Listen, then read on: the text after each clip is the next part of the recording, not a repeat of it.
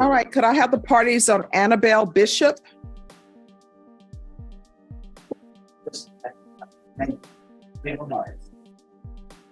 Good morning, Your Honor. Good morning.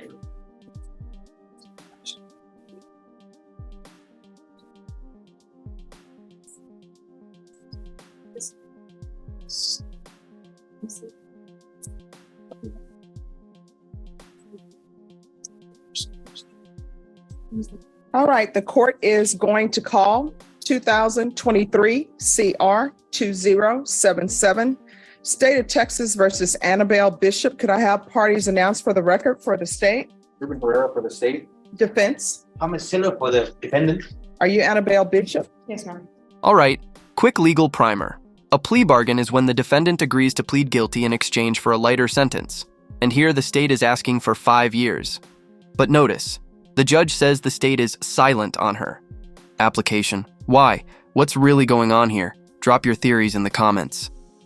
You entered a plea on May 1st, according to the plea bargain agreement, and it's a continuous violence case. The state is silent on your application, but they're asking that punishment be assessed at 5 years in the prison.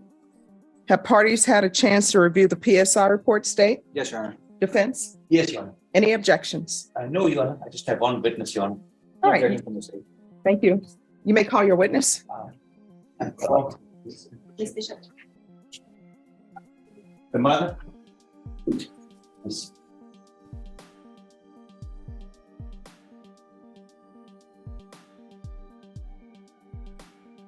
All right, can you raise your right hand for me, please? Do you solemnly swear or affirm the testimony you give will be the truth and nothing but the truth, so help you God? Yes. All right, you can lower your hand. Make sure you keep your voice up so that the court reporter can hear and I can hear. All right, can you state your name for the record? Anna Bishop. All right. Defense? Please state your relationship to Ms. I'm her mother. At this point, you understand the charges against this court, pending in this court? Yes, Do I you, do. do you know the dynamics of the ex-husband and his father? Yes, I do. Okay. You can hear the desperation in the mother's voice. This isn't just a courtroom. It's a family on the edge. She's begging for mercy, for a second chance. But is this mother seeing her daughter clearly? Or is love blinding her to the truth? And at this point, they are wanting her to go away for 5 years. Of course they do. It's this, can you please tell the court what are your wishes as to your daughter? I don't think that she'd be. I don't think that she should go for 5 years. Do you ask this court to grant her deferred adjudication? I plead with this court to grant her deferred. At this point, the court prepared, or the court says there's no mental health issues. And what kind of needs do you think your daughter has if given probation today, substance abuse wise?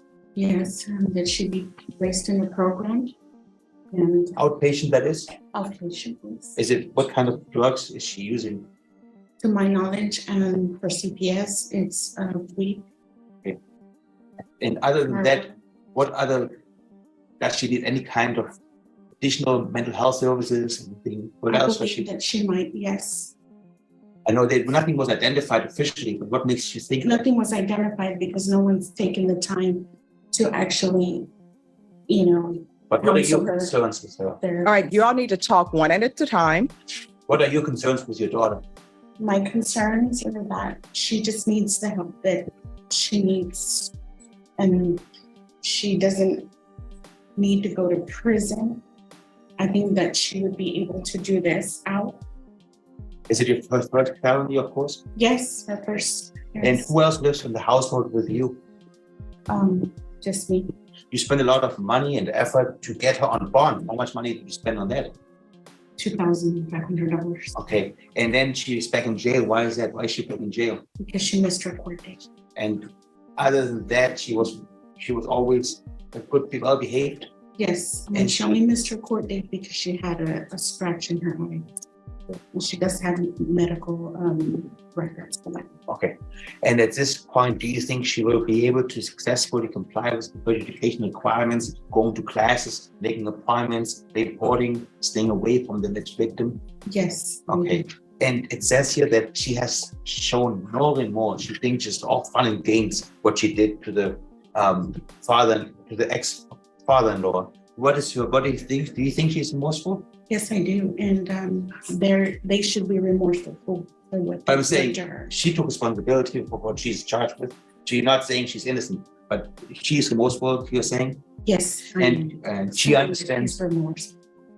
And she understands and you understand if the court was to give her on her first felony education, if she messes up, she'll get the full legal punishment and go to prison for much longer. She understands that. You understand that? I understand. Okay. You would need to ask her. But she has a high school diploma. She understands everything. She's competent, you believe? Yes, sir. Okay. And at this point, again, I was trying to clarify with you. Does she need mental health evaluation, you think? Yes, I do. On what basis? On the basis that I've been her mother for the last 25 years and I know my daughter. And she's changed a lot ever since she met her husband. Pay attention to this. The mom is asking for outpatient psychiatric care. The defense is leaning into treatment over punishment. But remember, deferred adjudication isn't a get-out-of-jail-free card. One mess up, and she serves that full sentence. Would you take that risk? And she's just mentally been abused by that family. That's what I'm basing it. What kind of service does she need? Counseling? Does she need evaluation? What does she need? I would think that she would need counseling and psychiatric evaluation. But all that can be done outpatient. You're asking for the court to kind of defer it, release her today?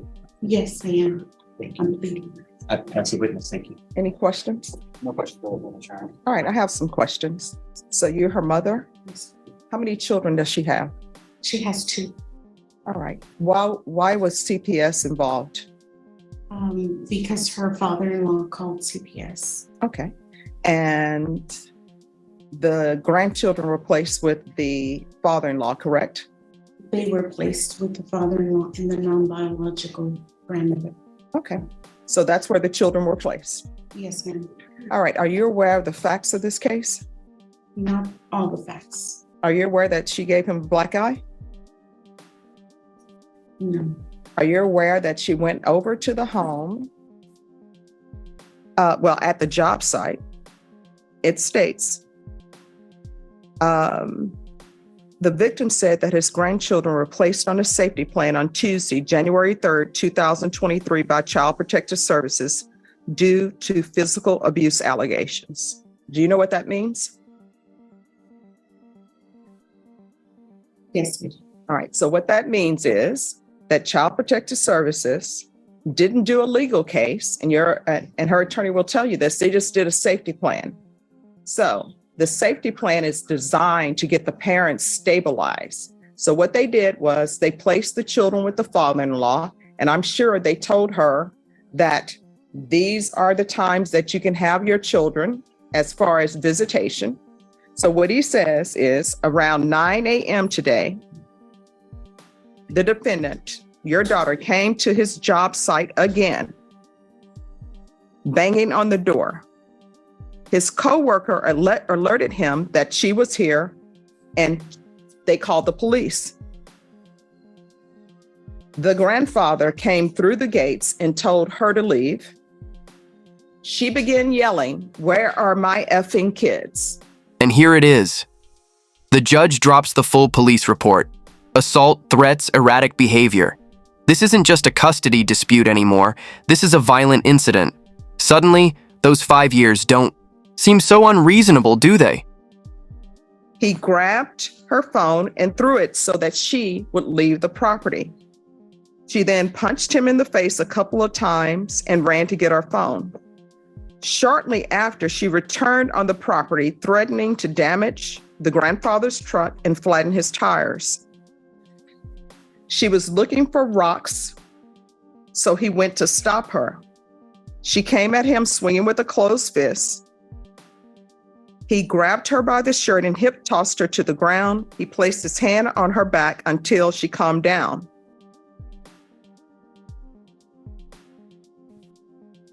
That's what happened. And that was on the first occasion, because this is continuous. and it says that your daughter has a drug problem. Does your daughter have a drug problem? Yes. That's either yes or no. So what drugs are she using? To my knowledge, marijuana. So you think she's only using marijuana? And you think all of this, that Child Protective Services, which they don't even do anymore, I don't know why they don't do it, but Child Protective Services are not putting children in safety plans or removing them because parents are using marijuana. It has to be more than that. Do you understand? They didn't tell me that. Okay. I actually, All right. So as a parent, sometimes we let our love of our children blind us or look at things through rose-colored glasses. In order to help children, you need to take the rose-colored glasses off and see your child for who they are. This moment hits hard. The judge basically says, "You're not helping your daughter. You're enabling her." And she might be right. What would you do if your child was in this situation? Tough love or total support? Now, you may not like what you're seeing with your child. You may not like the relationships they're choosing. You may not like the fact that they're doing drugs, but you have to acknowledge that and quit glossing over the fact that she doesn't have custody of her kids. And I hate kids because it's baby goats, but I'm saying kids because that's what's in the police report. But she doesn't have custody of her children. And the reason why she doesn't have custody of her children is because there's allegations of physical abuse. Not physical abuse where her partner that she chose is hitting on her, but physical abuse to the children and drug use. That's why there was a safety plan, and that's why the children were placed with the grandfather. Now, why the children are not placed with you, I don't know. Maybe it's because you're not acknowledging the fact that your daughter has violence issues, that your daughter has drug issues. Maybe that's why the children didn't place them with, maybe that's why CPS didn't place the children with you. I don't know if you had a chance to put your name down. And now it all comes down to the argument. The defense is painting a picture of support, redemption, and a second chance. But will the judge buy it? Or is the damage already done? Stay tuned. For somebody to be interviewed. yes, I did. And Yeah. I don't mean to interrupt you, but they came to my house, and because I was working, she said that I was too busy. And I've been trying to get a hold of them. I've been trying to be part of the safety plan, and they've been pushing me away. Well, I mean, if they are pushing you away, I do, honestly, I understand why. Because you think that your daughter needs to be on outpatient treatment. You think your daughter needs to be released, and you're not looking at the fact that the children are in the care of this grandfather This grandfather. because of allegations of physical abuse and because she is living with somebody in a vehicle. Do you really think it's great